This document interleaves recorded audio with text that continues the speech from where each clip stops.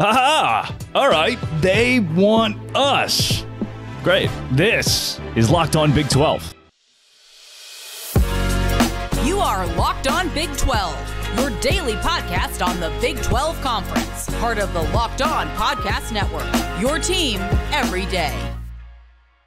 Happy Monday, everybody. Welcome to Locked On Big 12. I'm Drake Toll from ESPN Central Texas. Thank you for making Locked On Big 12 your first listen every single day. Here's a fun caveat into today's show where we talk expansion of the Big 12, George Kliavkov and the Pac-12 parting ways, which I think is hilarious, and also Big 12 basketball recap from Saturday. I want to make the caveat of there has been a rumor now that NC State and Virginia Tech have reached out to the Big 12 with interest in leaving the ACC. Now, there's a lot to unpack with this, considering both of these schools are effectively tied to North Carolina and Virginia, who are both schools that the SEC and the Big Ten have been interested in due to their TV markets and trying to expand where they have their footprint. If the Big 12 is able to land these two teams and get those two teams as some sort of a bonus because they're so tied together, that would be the greatest expansion scenario maybe possible for the Big 12.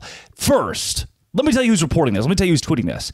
At MHVER3 on Twitter. A lot of you peed down your pant leg when I mentioned Greg Swaim last week. Here's one thing I want to give you. When Ross Dellinger and Brett McMurphy tweet something, when they report something, which I think they're both really, I don't have problems with either of them, right? When they tweet something, typically somebody else has already tweeted it out, a smaller account, 24 hours before, 30 minutes before. And I'm not saying that MHVER, this faceless, nameless person on Twitter, is doing that. However, what I am saying is that a lot of the stuff they've tweeted has been right. Not all of it. Not all of Greg Swaim stuff has been correct. And there's a lot of shock jock stuff that comes out of the Big 12 Twitter sphere. And you can't trust everything. But my thing, a lot of the times, what we get, the information we get, comes from a small source in the weeds at the base level before it comes from some big name. Brett Yormark is not going to call me and tell me that NC State and Virginia Tech called the Big 12. However, this is something that makes sense. Now, last week, mentioned the guy, if you were an everyday listener, you last week heard about USF turning the Big 12 down, and the Big 12 can't get out of its own way to sign East Carolina into the conference. That's not a real thing. It's easy to tell when things don't add up, they don't make sense. But what I like to do is take every source, every tweet, every bit, and say, what actually is feasible here? And at MHVER3 has landed the plane. Because NC State and Virginia Tech need somewhere to go.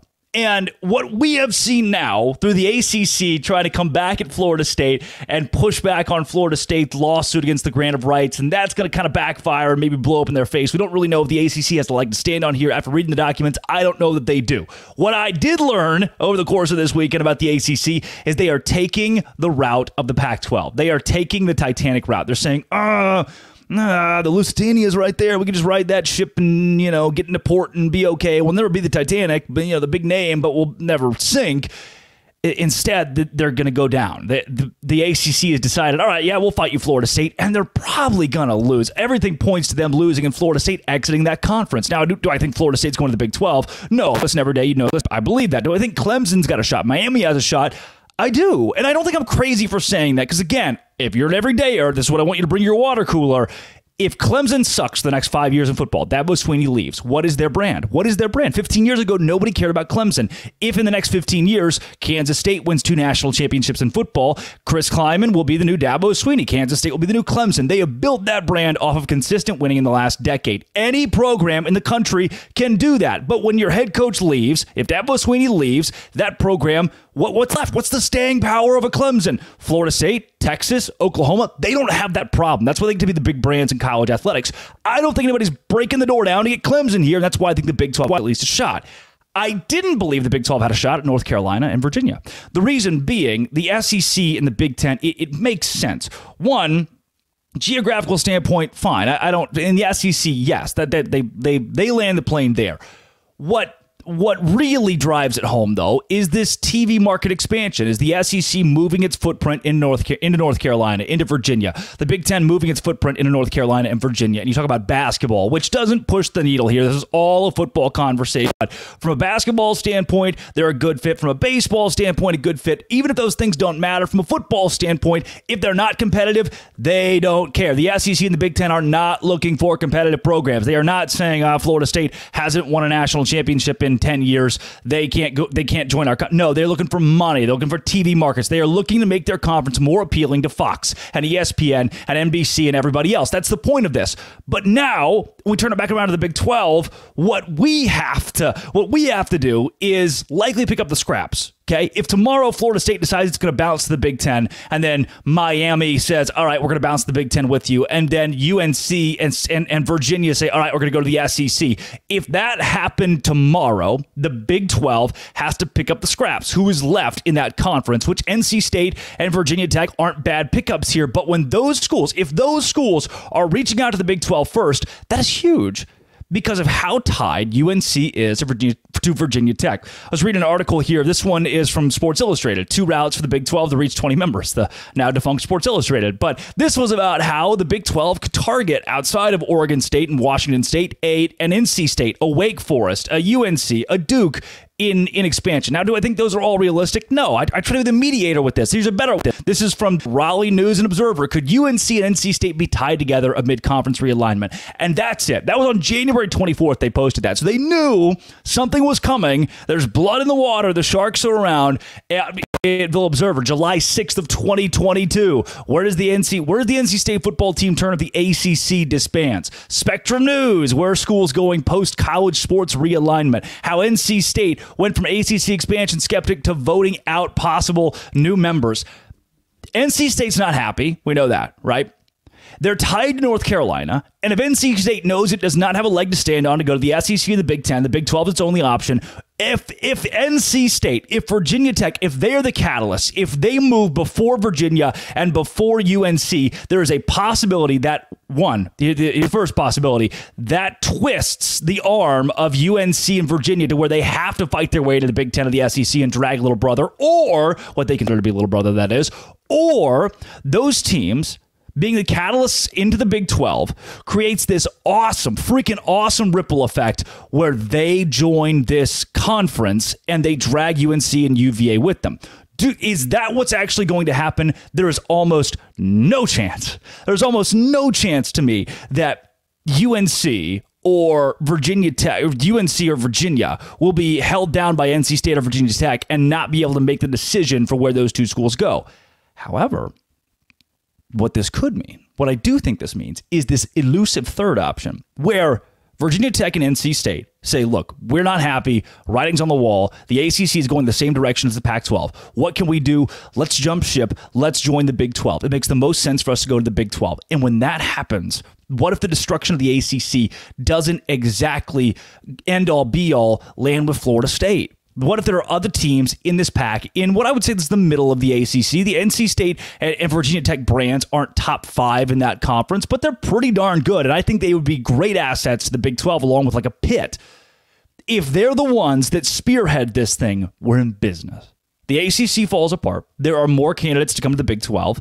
And our conference that sits at 16 teams soon finds itself at 20 or 22 or 24. And that's going to happen. Let's do it again. Let's bring up another MHVER3 tweet. By the way, I'll say it. I like his tweets, or her. I like their tweets, mostly, especially when they're right. This one says, the ACC is going the way of the Pac-12. If the SEC and Big 10 break away, what does that make of the Big 12? The Big 12 will be a part of the breakaway if it occurs. If this conference, if the Big 12 gets a Virginia Tech, if the Big 12 gets a UNC or an NC State, a Pitt, that's enough. That's enough with the addition of Colorado and Utah and those other guys, and even a BYU, UCF, to stay relevant. And that word, relevant, is the word that we need to lean on here. Relevant. If we can stay relevant, that will keep us afloat. The Pac-12 wasn't relevant, and that's why they parted ways with George Kliavkoff, which I think is the funniest thing in the world. That's coming up next. Locked On Big 12, part of the Locked On Podcast Network, your team every day. Today's show is brought to you by LinkedIn Talent Solutions. LinkedIn Talent Solutions is where I go when I need to make a hire. Dude, I right now am looking for like a quasi intern. I need somebody to come help me out with this show on social media. I've got all the Savannah stuff going on with the bananas and the party animals and chasing those around the country. I need a little boost. So I go to LinkedIn Talent Solutions, tell them exactly what I need, and they hook me up. They know small businesses, they got so much going on, so they want to make it easy. 86% of small businesses get a qualified candidate within 24 hours. LinkedIn knows that small businesses are wearing so many hats, so make it quick. 2.5 million small businesses are using LinkedIn for hiring. Post your job for free at linkedin.com/lockedoncollege. LinkedIn.com/lockedoncollege to post your job for free. Keep in mind that terms and conditions do apply. In shocking breaking news, per ESPN, the Pac-12 and Commissioner George Kliavkoff agree to part ways. Oh, sorry, just got a notification on my phone. Radio Shack has fired its CEO. Oh, here's another one. Toys R Us has fired its president. Oh, the Volt energy drink will part ways with its CEO. What are we doing here, man? Are you going to tell me next that the Blockbuster Council of Elders has been eliminated? George Kliavkoff, this thing that doesn't exist, this entity that is a Fugazi, has been fired from his Fugazi entity. Heather Dinich writes, the Pac-12 and embattled Commissioner George Kliavkoff have mutually agreed to part ways, the league announced Friday. What did this look like? Is it just George Kliavkoff sitting in a room with himself? He's like, yeah, I've thought about this a lot, long and hard. And I think we're going to have to move on. And then he's like, you know what? I think I'm right. We are going to have to move on. Is that how this went? The Pac-12 doesn't exist anymore. And look, by way of this NCAA death period where they get a grace of 2 years where they still kind of exist, the Pac-12 assets are still there. And if you've been an everydayer on this show, you know that affects the way the college football playoff format is. If it's a 5+7, which that vote is expected on February 20th, or if it's the 6+6 and how that's all going to move, that is an effect. That's an effect of the fact that the Pac-12 is still in existence in technicality. So don't take my jest for complete jest here. George Kliavkoff being now the deposed Pac-12 commissioner does mean something, but what do you do? What do you do? Is the room just Washington State and Oregon State? Is it just Murphy and Schultz? Is it just Kirk Schultz being like, well, do we hire another commissioner? At this point, I don't know what you would do. I don't know what you would do in it, because there's no way to salvage this league. There's no way. I listen to a lot of what John Kurtz does. I think John Kurtz is great. I listen to a lot of I listen to Locked On College Football now is what it is. It used to be Locked On Pac-12. And the idea that the Pac-12 could salvage itself is one that's very admirable. Think about this. If you're a TCU fan, a Texas Tech fan, I mean, if the Big 12 had fallen apart 2 years ago, you would want to survive in any possible format. And Bob Bowlesby being on his way out wasn't bad news to us, but we were still alive. Whatever we could do to stay alive was great. And it feels like whatever the Pac-12 could do to stay alive is going to be great for college football. If the Mountain West and the Pac-12 merge and they call it the Pac-12, I think that's great. This doesn't exist. This isn't a real thing. George Kliavkoff, in maybe the most embarrassing display of leadership in college football history, which is saying so much. That is saying so much. But maybe the most embarrassing display, especially from a commissioner. And now it's like, dude, again, did you need to announce this? Did you put the shovel down? Put the shovel down. You have dug yourself in a hole of despair and sadness already, and now George Kliavkoff is gone. What does this mean for the Big 12? It further legitimizes the fact that despite leadership that seemed shoddy, George was worse. Despite what Bob Bowlesby seemed for the Big 12, decisions that he made, 2014, go back to TCU and Baylor, the one true champion thing, and trying to figure out who from the Big 12 was going to go to the college football playoff, and you couldn't get out of your own way. And the Big 12 loses Texas and Oklahoma, and the Big 12 loses even back then, like in Nebraska and A&M, and you think, oh, what is the leadership of this conference doing? Despite that, there has been enough competence from Bob Bowlesby and Brett Yormark to make this thing tick to the point that it's alive. And it is relevant. And now the Pac-12 on away. In the realm of college football, some of this is sad. I have not been, and I do consider myself a traditionalist to an extent. I mean, I like the idea the Big 12 stays alive. I want to keep hosting Locked On Big 12. But even in that, the fact that I don't get to see USC and UCLA play anymore it doesn't bother me. It doesn't bother me. In the same way that if the Big 12 fell apart tomorrow, there are people who are like, yeah, I don't want to see Iowa State and Kansas State play. I don't care about that. That's fine. I mean, that's your prerogative as a college football fan. To me, if Washington State and Cal don't play again, I don't really care. I respect that you care because I care about Texas Tech playing Oklahoma State, but I can see why from a national perspective this doesn't matter. And that is why, to me, we didn't need to announce this. We didn't need to do this. We probably could have just moved on from George Kliavkov in the Pac-2 or the Pac-12 or whatever it is and stayed quiet instead of bringing even more negative attention to what that entity is, if the entity still exists in 2 years after this grace period, which it probably won't because it sounds like the Mountain West didn't really want to merge with you guys. So, congrats, Blockbuster, for firing your president. Congrats, Circuit City, for getting rid of your CEO. That guy's gone. Just keep shedding that negative light. Keep finally when the spotlight was turned off, whoa, turn it back on. We want to make sure we look bad in front of the entire country. That's what the Pac-12 has done. Speaking of bad light, a couple of these Big 12 teams got to figure it out in basketball. Rough weekend for a couple of you guys. Locked On Big 12, part of the Locked On Podcast Network, your team every day. Today's show is brought to you by FanDuel. FanDuel's where I go. Yeah, it's just where I go. When I'm thinking, cupboard's kind of bare, I got to go grocery shopping, FanDuel. I go there, I say, FanDuel, I want $100 on Canisius, minus 4.5 in this basketball game on Sunday. And FanDuel says, you know what? Fine, let's do it together. FanDuel, you can get some stupid good props, good bets, even a good $150 in bonus play with any winning $5 bet. That's right, $150 in bonus bets if your bet wins.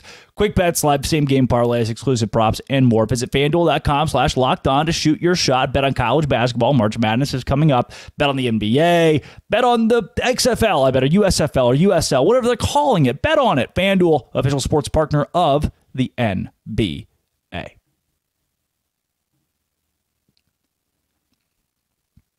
Another eventful weekend in Big 12 basketball on Saturday. A couple things to point out here to begin. BYU losing to Oklahoma State. And I want to dig into Kansas State losing to TCU. That one was tough. There is Texas Tech, Iowa State. I think the Kansas-Oklahoma wasn't shocking to me. The way that it unfolded in the second half and Oklahoma falling apart just shows me that I think that there should be more tournament hype still around a Kansas State. Oh, I'll say it. You can say that I don't know hoops because of this, that I don't know hoops, but I think there should be more tournament hype around Kansas State, or at least even with what Oklahoma has done, especially given the non-conference for Oklahoma. They beat a dilapidated Iowa, dilapidated USC. Arkansas sucks now. They lost to North Carolina. They didn't beat anybody in the non-conference that's going to be a tournament team. That's one thing. And then into Big 12 play, their wins have been fairly mundane. Look at Iowa State at home. It's a home win. At home against West Virginia, they stink. At Cincinnati, that's a pretty good one. At Kansas State, also pretty good. And it's the only reason that I could see major pushback from that point, but I don't know if Oklahoma is going to make it past the first weekend. Moot point. It's not where I wanted to start, but it was a fun aside that I got to make. BYU losing to Oklahoma State. Here is, and again, I know Kansas State lost to Oklahoma, and it doesn't make sense in my brain, but I think Kansas State, if Tyler Perry could just be good at basketball consistently, that aside, I got to put these side away. BYU to Oklahoma State. This is the equivalent, effectively, not equivalent, because UCF's a little bit better, of when Kansas went on the road and lost to UCF. Don't beat yourself up, dude. We all do this. Having been a Big 12 fan for a couple decades now, having been someone who's covered the Big 12 the last 5 years, this is just what happens. There's always that one team. I remember it happened with Baylor when they won the national championship, where I think they lost to, it was Oklahoma State. This is what happens. Oklahoma State's not good. Are you supposed to win this game? For sure. Did they lose earlier this year like Wright State? Yeah. You should win this game. You should, right? But the fact you didn't isn't something that I have to give up all hope. Now, the lack of defense, that is something that's not really expected. Not really expected. It's not something that we have to brush over. We got to put some perspective on this. You have to play defense to win in March. You have to play defense to win in the Big 12. You didn't play defense. 83 points should win this game. But Jamyron Keller, what? Who could have known that guy was just going to have a career day? Hats off to him, huh? This happens. It happened. It just happens at different points in time for everybody. Kansas lost to UCF on the road. a month ago. We wouldn't be talking about this near as much had this happened a month ago. Because we're getting close to time, that's why it's worrisome. But in the net right now, BYU is 10th in net. You're a lock for the NCAA tournament. You could probably lose the rest of your games and still be on the bubble, if not in. Just give me a win or two more and we'll be all right. Kansas State, gosh dang it. And maybe the reason that I value Kansas State over Oklahoma, maybe it's kind of twofold here. The first part of that fold, Oklahoma's leaving the Big 12. I have no allegiance to them. The second part of that fold, I like Jerome Tang. Again, if you're an everyday listener of this show, you know that Jerome and I had a good relationship when he was at Baylor, and I hope he wins every game that he coaches in, except for when he's playing my teams. TCU's freaking good, man. Jamie Dixon's freaking good at winning on the road. That's been the most impressive part of TCU this year, is they have been the road warriors of the Big 12. They have been so good away from the shoal. Can we call it the shoal? Shoalmire. Ugh, it's a mouthful. Can we just get it a nickname, please? TCU is freaking good at basketball. They go on the road to Texas Tech. That got even bigger. That matchup on Tuesday night got even bigger with this win for TCU at Kansas State. And for Kansas State, now at, 5-7 in Big 12 play, it's getting a lot tougher to justify what we do with you when it comes to March Madness. You have now lost 6 of 7. That Kansas win was huge. Had you beaten Oklahoma at home where you lost by 20 points, or beaten TCU at home where you lost by 3, you win those 2 games, you're in March Madness. You're 7-5 in the Big 12. Now you go on the road against Texas. That game tonight, Texas isn't very good at home. You got BYU and West Virginia at home. Because they're home games, you've got a shot in the Octagon of Doom. You have to win. Of the ones coming out at Texas, winnable. At home against BYU, because you're at home, it's winnable. And at home against West Virginia. At that point, when you flip the script and you're 8-7 in Big 12 play, then we start thinking, oh my gosh, 3-game win streak, Kansas State's back in this. Now you got to follow it up with a win at Cincinnati. You got to play well against Kansas on the road and likely beat Iowa State, if not win a couple games in the Big 12 tournament. But for Kansas State, win now. It is win now. The next loss could be the loss that keeps you out. You've got to hurry. For Cincinnati, we could start talking a little bit more about Cincinnati. 16-9 overall here. I know that they're not a popular pick to go to March Madness, but they are 35th in net. TCU, who's effectively a lock in my mind for March, is 36th in net. Oklahoma is 38 in net. That, to me, circle it, baby, is why we got to start talking about how Cincinnati could be a March Madness team. I don't think it's out of the question. Like a Kansas State's 80th in net, right? There's no, you got to do a lot here coming up to boost that. But for Cincinnati at 35, like we're teetering on the border here, and you're playing the toughest conference in college basketball. Uh-oh. Great road win. You held on. It was gutsy. Now for Cincinnati, the rest of the way here, you've got Oklahoma State at home. There's another win. Then TCU on the road, Houston on the road, Kansas State, Oklahoma on the road, West Virginia at home.